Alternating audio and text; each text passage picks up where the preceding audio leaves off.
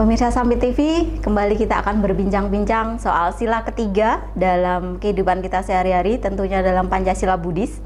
Baik Romo, kita akan lanjutkan segmen kali ini Romo. Tadi kan Romo mengatakan pernikahan itu kan sebuah komitmen di mana menyatukan dua hati yang berbeda ya Romo ya. Nah, ketika salah satu tadi melanggar komitmen, kita harus tidak mengikuti ya Romo. Jadi yang satu tetap teguh pada komitmen yang ada. Nah, tadi soal perselingkuhan nih, sila ketiga berarti kan otomatis kita harus selalu setia dengan pasangan kita. Nah, ketika salah satu mengkhianati komitmen yang sudah ada, mereka memilih untuk mungkin punya komitmen dengan orang lain nih Romo. Nah, kesalahan itu sepertinya berada di mana Romo? Mungkin kan ada masalah dalam rumah tangga itu pasti ada ya Romo. Nah, ketika salah satu melakukan kesalahan itu Romo, yang ingin saya tanyakan sebagai siswa Buddha nih, apakah kita harus menerima kenyataan yang ada, misalnya nih suami atau istri kita selingkuh dengan orang lain gitu. Nah, tip khusus nih, trik-trik apa nih Romo yang harus kita lakukan misalnya nih Romo, ketika misalnya kita atau Romo lah sebagai korbannya mungkin nih, trik yang harus kita terapkan nih Romo, yang harus kita lakukan itu apa Romo? Ya, seperti pada awal tadi ya saya sampaikan, sila ketiga ini adalah pengendalian nafsu. Nah, jadi pada tahap awal itu pengendalian, selanjutnya adalah menghilangkan. Nah, jadi kita juga harus sadar nafsu itu diumpamakan seperti air garam. Jadi semakin kita minum, semakin haus. Ya, jadi tidak ada ceritanya puas nafsu itu. Nah, kalau kita sering-sering merenung, ya, bahwa nafsu itu adalah sangat berbahaya. Bahkan dengan nafsu inilah yang membuat kita berputar-putar di alam samsara. Nah, mengenai kalau kita menjadi korban, ya sebetulnya bukan korban ya. Si pelaku membuat karma sendiri, sedangkan kita juga menerima karma sendiri. Nah, makanya setiap puja bakti kita selalu diingatkan membaca perenungan kerap kali atau Abhinha Pacawekana. Di situ disebutkan bahwa segala yang kucintai dan kusenangi wajar berubah, wajar terpisah dariku. Nah, di situ kalau makanya kita harus sering-sering membaca itu. Jadi setiap kejadian otomatis kita langsung ingat. Jadi kalau salah satu pasangan atau pasangan kita melakukan itu, ya bukan berarti kita harus pasrah, ya. Itu sebetulnya kalau dibilang ada masalah kemudian melakukan penyimpangan, itu sebetulnya alasan, ya. Jadi alasan saja bahwa kalau saya laki-laki misalnya, karena istri saya tidak bisa ngurus anak, loh kemarin waktu milih gimana, ya kan? Jadi tadi kembali ke komitmen awal. Loh kok sekarang istri saya begini? Nah, itu tadi komitmen. Makanya dalam hal memilih pasangan ya, waktu pacaran buka mata, buka telinga lebar-lebar. Setelah menikah tutup mata, tutup telinga. Ya, apa yang terjadi yaitu istri saya. Ya, jadi kalau ngomong sekarang istri saya beginilah, kita juga harus periksa apakah kita juga sudah benar. Bukan saya berarti orang baik ya. Itu sebagai perenungan. Jadi kita harus ingat, kayak terutama saya bukan berarti orang yang sudah ahli ya. Saya seorang pandita. Kalau saya melakukan kesalahan, nah akibatnya kan panjang sekali. Ini panditanya begini, apalagi umatnya, ya kan? Nah, jadi itu harus sering kita renungkan. Oke, baik Romo. Semakin menarik ya pemirsa Sambil TV. Baik Romo. Nah, kemudian Romo, akibatnya apa sih Romo jika kita nih misalnya melakukan pelanggaran sila ketiga itu Romo? Akibatnya kira-kira apa yang akan kita rasakan Romo? Ya, karena kita melakukan selingkuh ya, artinya tidak setia. Itu di situ ada akhirnya kepercayaan. Jadi kita, masyarakat menjadi tidak percaya sama kita. Kemudian banyak dibenci atau mendapatkan banyak musuh. Nah, di dalam agama Buddha, kecenderungan itu yang membawa kita ke kelahiran berikutnya. Karena kita sudah melakukan pelanggaran secara seksual, dikatakan bahwa kelahiran selanjutnya kita mungkin mengalami ketidaknormalan. Misalnya bisa, kalau perempuan menjadi lesbi, ya, laki-laki menjadi homo atau menjadi waria, ya. Nah, kemudian sulit mendapatkan pasangan. Nah, di dalam kehidupan bermasyarakat, bekerja pun, misalnya kita seorang karyawan, pimpinan lalu pasti memikirkan, ya, ini orang ini selingkuh. Kalau saya percaya memegang uang bagaimana? Nah, jadi kepercayaan masyarakat terhadap kita juga berkurang.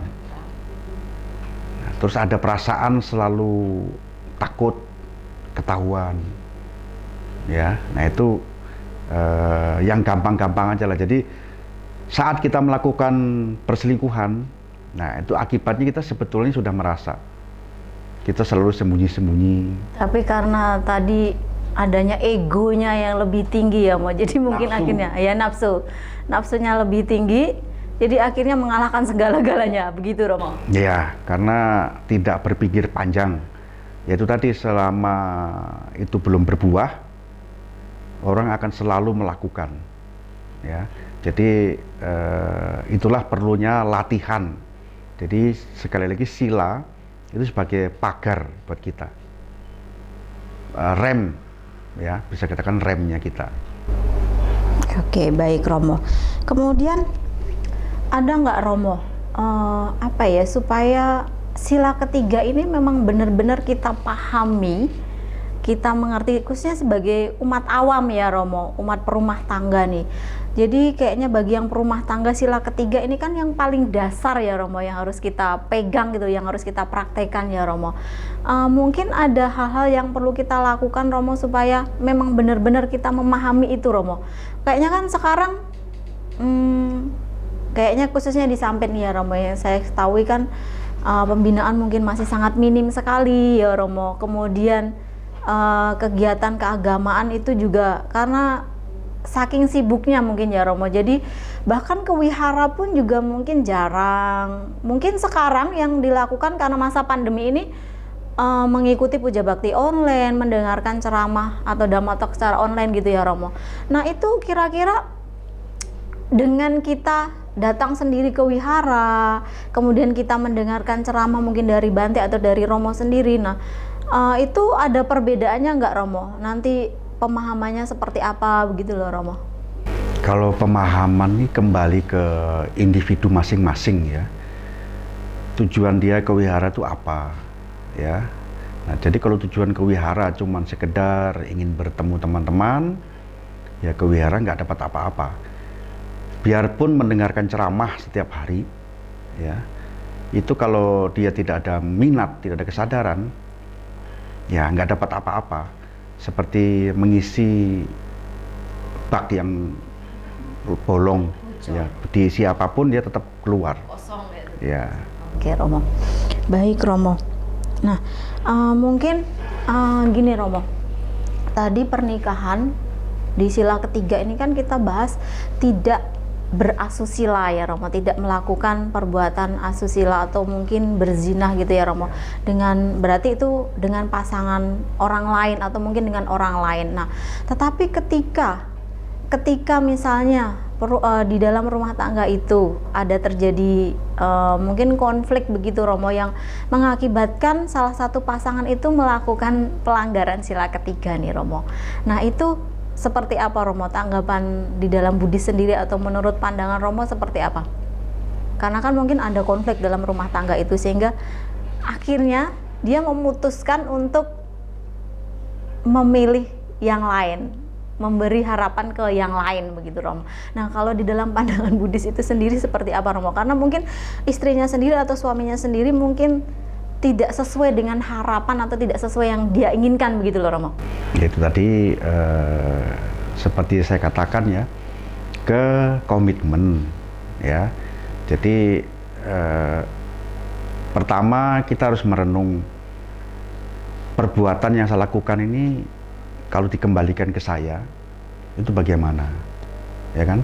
Kalau orang kita bilang timbang rasa. Nah, kalau konflik kita lalu melakukan penyelewengan itu sebetulnya tidak menyelesaikan masalah, tapi malah menambah masalah. Nah, makanya hal-hal seperti itu bisa didapatkan dari biasanya tempat ibadah dengan teman-teman yang baik. Nah, jadi kalau ada permasalahan dalam rumah tangga, mungkin kita bisa ke pemuka agama, konsultasi ya. Jangan malah ke dunia malam. Ya. Jadi kalau kita ke dunia malam, ya tadi malah menambah permasalahan. Masalah yang ada tidak selesai, justru menambah lagi. Baik Romo, untuk sejauh ini Romo kan sebagai salah satu pemuka agama nih, seorang Romo Pandita ya. Ada trik khusus mungkin Romo, misalnya nih ada umat nih, salah satu umat yang konsultasi kepada Romo soal mungkin dalam perselingkuhan atau konflik dalam rumah tangga itu. Mungkin hal-hal atau trik khusus mungkin yang Romo berikan kepada umat itu sendiri bagaimana Romo? Ya, yang pertama-tama saya harus memberitahukan ya akibat dari perbuatannya. Ya, kita sebutkan bahwa akibatnya tidak hanya diri sendiri yang menanggung, tetapi keluarga, teman-teman, ya kan? Contohnya kalau ada orang selingkuh di wihara kita, satu wihara bisa kena.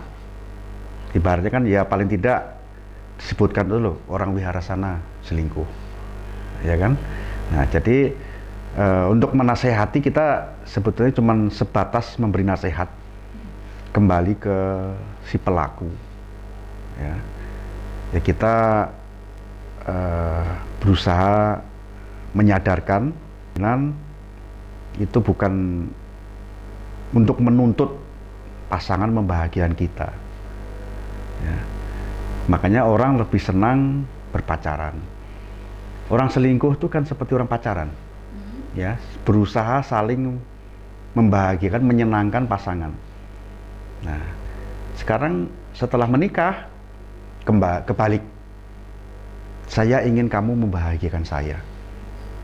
Nah, makanya di dalam agama Buddha, pernikahan itu adalah sebetulnya ingin saling membahagiakan. Jadi tujuannya bukan untuk saya mendapatkan kebahagiaan, ingin mendapatkan kebahagiaan dari kamu. Kamu harus membahagiakan saya, bukan. Nah, jadi gimana caranya saya membahagiakan dia. Nah, jadi kalau ada kekurangan, ya kita harus berusaha menutupi. Kebahagiaan dalam perkawinan itu harus kita usahakan, kita perjuangkan. Jadi kebahagiaan tidak bisa datang dengan tiba-tiba atau dari salah satu pihak. Ya, jadi tidak bisa dengan kita berdoa lalu bahagia. Atau kita yang mengalah terus, ya. Nah, jadi harus ada timbal baliknya. Baik Romo. Nah, pernikahan yang menurut Buddhis sendiri itu sebetulnya seperti apa Romo? Apakah harus saling menerima kekurangan yang ada, saling melengkapi itu, atau kalau di dalam persepsi Buddhis itu seperti apa Romo? Pernikahan itu sendiri Romo? Ya, itu tadi seperti yang saya katakan bahwa tujuan kita menikah ini sebetulnya untuk saling membahagiakan. Ya, kita dalam kehidupan ini seperti dalam perjalanan. Di dalam perjalanan kita mencari teman. Nah, kalau di tengah jalan kita melakukan selingkuhan, itu seperti teman kita ini pergi. Nah, nanti kalau kita memilih teman lagi, itu penyesuaian lagi. Nah, jadi bukan saling menuntut, ya, kamu harus melayani saya, menyenangkan saya, Tapi bagaimana caranya kita membahagiakan pasangan kita itu di dalam Buddhis. Ya. Baik Romo, nanti kita akan lanjutkan perbincangan kita tentang sila ketiga ya Romo, karena mungkin masih banyak khususnya umat awam yang belum begitu paham soal makna sila ketiga itu sendiri Romo. Baik pemirsa Sampai TV, kita akan lanjutkan perbincangan kita pada kali ini, tentunya masih bersama narasumber kita yang sangat luar biasa, tetapi setelah iklan yang mau lewat ini.